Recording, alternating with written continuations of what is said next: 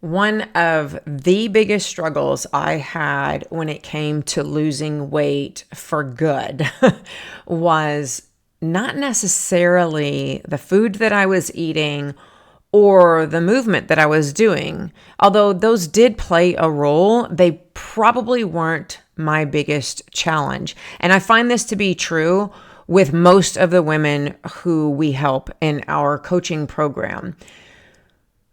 The biggest obstacle that I had was myself. And most specifically, it was the thoughts that ran through my head on a daily basis. And it became so ingrained in me to have these negative thoughts that most of the time I didn't even recognize that they were there, right? I mean, it became so common for me to think, oh, you're fat, or oh my gosh, you shouldn't have done that, or man, you just like ruined everything that you had been doing over the last week to try to lose a little bit of weight. When it came to those things, like they would fly through my brain between my ears without me even recognizing them. And so a big part of what I had to do that made a big difference in me finally losing weight and like keeping it off completely and forever, and knowing that I am now without the fear that I used to have, that was this constant fear that I had that, oh my gosh, the weight's going to come back. Oh my gosh, what am I going to do if and when I face this struggle again? That part of me also went away. It's kind of odd to talk about it because, in retrospect, it wasn't something that I was really super conscious of in the beginning of my journey. That sort of, I guess you could call it almost like my dark passenger. If you guys are a Dexter fan, you may remember that phrase, but I had this dark passenger. It was this other side of me, if you will, who lived in my brain, who was the negative Nancy, who was that dark part of my personality, who always looked at the downside, who always waited for the other shoe to drop, right? Who always thought that anytime things were going well, that would come to an end, right? And she would talk to me in those negative ways. And for a long time, I think I sort of tried to characterize that part of me as the realistic piece, the part of Lori that was down to earth, that didn't have my head in the clouds. Does that make sense to you guys? Can you relate?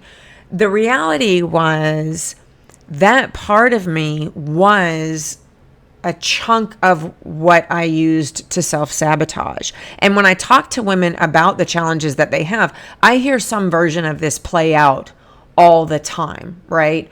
Most of the women who we help in our 90-day program will tell me that they know how to eat healthy, that they've started working out, that, they've read all the articles on what to do to lose weight. And while I'm not saying they have that exactly right, just to be honest with you, you don't. At this stage of life, you probably don't really know what you need to do to balance your hormones in a natural way and to get your metabolism to start burning in the way that will burn fat off of your body. There are tweaks that we need to make. There's a customization that needs to be done for your particular body, for your fitness level, for all of those things. But a huge part of actually winning this weight war is outside of the movement and the meals. It's outside of the nutrition and the exercise. And it is that dark passenger that lives in our heads. And I think part of the ironic piece of this is that we're highly educated, very successful women. And from the outside looking in, people would think we have our shit together. And in so many ways, we do. But there's this conflict, this tension, this devil, if you will, that lives in us too. And that is this dark passenger that I'm talking about. It is the self-sabotaging voice. It is the negative thoughts that are so prevalent that, again, you don't even realize that they're in your head.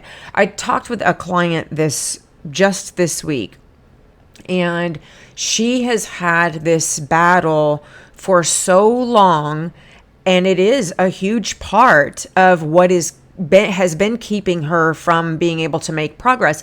Even in our 12-week program, she has struggled to some extent to see the kind of progress that she really is trying to focus on. You know, the weight has been coming off, the inches have been coming off, but it's been slower for her. And where we finally gotten to is this place where she finally realizes that it is about the negative thoughts that play on a tape in her head over and over and over. And we put some strategies in place for her specifically this last week when we talked. And I want to share with you some of the strategy that I'm having her work on. And it may seem like you may be sitting there, for example, saying, oh, you know, okay, I hear all this woo-woo mindset stuff. It's not about that. There's a difference between the woo-woo kinds of mindset stuff that I like to call woo-woo stuff. There's a difference between that and the reality of how your thoughts can determine your actions, your emotions, and ultimately your success. Okay. And a big part of starting to overcome that major challenge is, number one, practicing being self-aware. It is when you can stop yourself when you have that thought. Okay. We just had a holiday weekend, and let me give you a little bit of an example here. We just had a holiday weekend. The clients in our 12-week program, we had strategies in place for them to enjoy the weekend, but also do it in a way that they could still feel really good about staying on track, right? Well, even though we had those strategies in place, a few of them very naturally, and I expected it to happen, would make a choice to enjoy some food or a drink, and immediately they started thinking things like, oh my gosh, I've just ruined my whole plan. I'm off track. I'm going to have to start over. And the reason they do that, even though they're in our coaching program, is because that is a pattern that is extremely difficult to break. And it's not one you're going to be able to break on your own. And even with coaching and guidance, it takes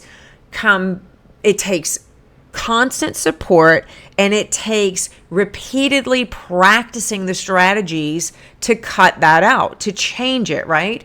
And so the first step is being able to be self-aware, to catch those thoughts, right? Having the awareness to say, okay, I ate this treat or I drank this sugary drink, and immediately I thought, oh my gosh, I shouldn't have done that.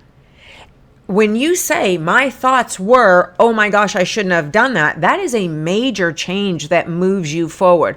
That self-awareness is super powerful, because in the past you would have that mindless negativity and it would go unattended and it would wreak havoc on your emotions. And subsequently, you would continue to allow those thoughts to create an even more ingrained pattern of negativity. And there goes the vicious cycle, right? That for a lot of us, that vicious cycle ends with, oh, I'm just going to throw my hands up in the air, give up, And why can't I just be happy knowing that getting old means also getting fat? That's how that works when it goes unchecked. That's how it works when you don't get help with changing your mindset. Because again, changing your mindset and your thoughts and being able to process through that and solve those issues and then have strategies to put in place, that is key to you actually changing your identity. We talk a lot about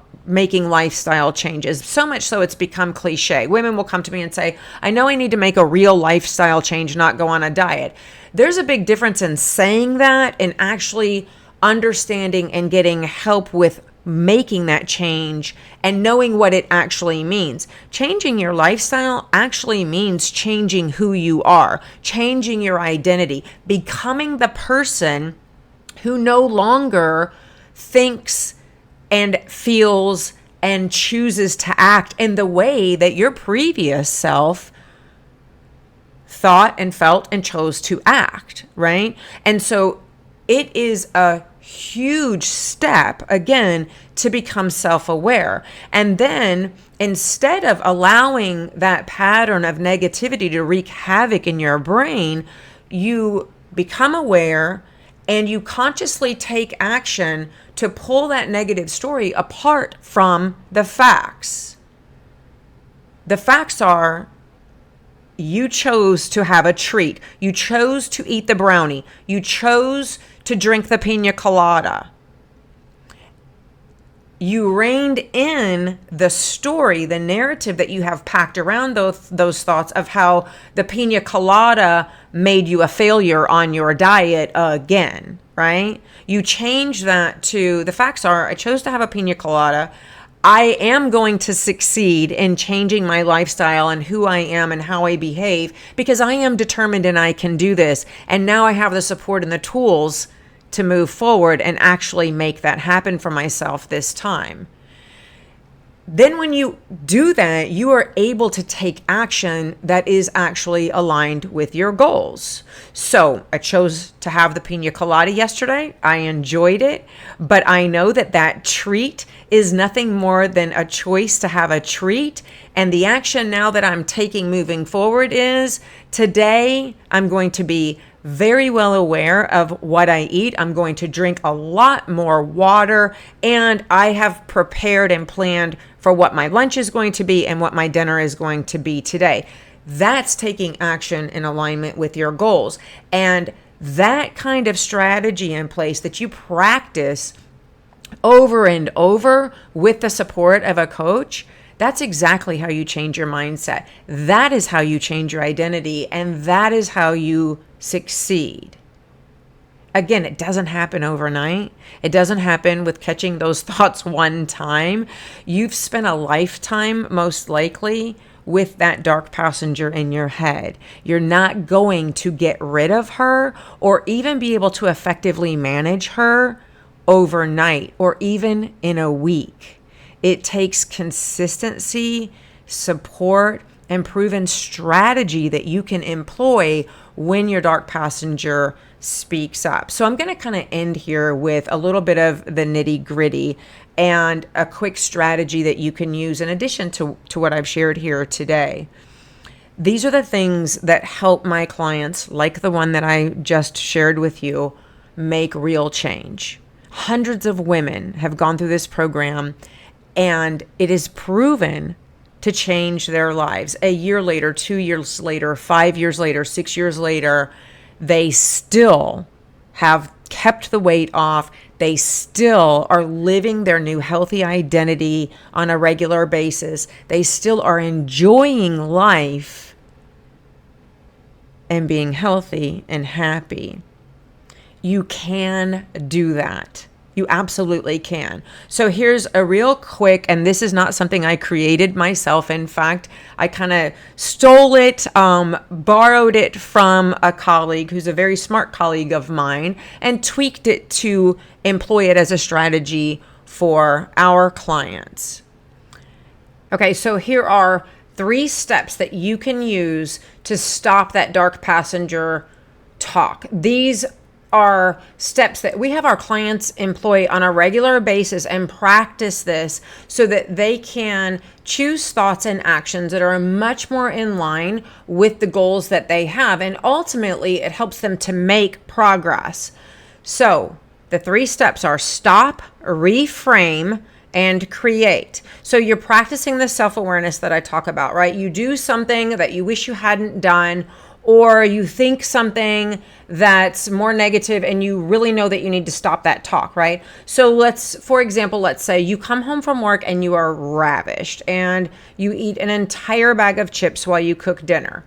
How many of you have done that? I know I have. Or maybe you're more the Oreo cookie type, right? And you eat not just a sleeve of cookies, but the entire bag. And you think to yourself, I just can't resist chips. I ate that entire bag again. I'm never going to lose this weight. Step 1, stop. Say to yourself, okay, I will stop thinking that I'm unable to lose weight when I choose to eat chips because I let myself get too hungry. Then reframe those negative thoughts and focus it more positively. So in this case, you might say, I am taking action to change my eating habits and I'm determined to succeed, so I will lose this weight. And finally, from there, create. Create the thought or the habit you want to employ. Again, with our chips or cookie example. I will create a snack plan for while I'm cooking so I make a healthier choice.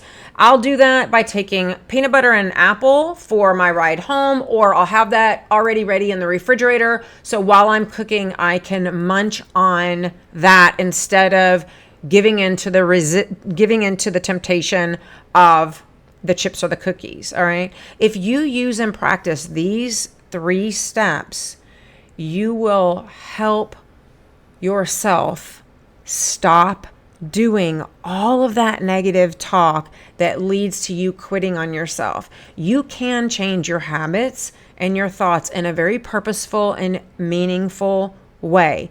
Our clients employ these types of strategies. This is just one example of the kinds of things that I help them to do so they can make this kind of change. And you can do it too in a way that you, like I said, you become the woman with the healthy identity. It's not about just changing the things you do, but it's about a really comprehensive way of changing who you are for the rest of your life. I really hope that this was helpful to you. I'd love to hear your feedback on it.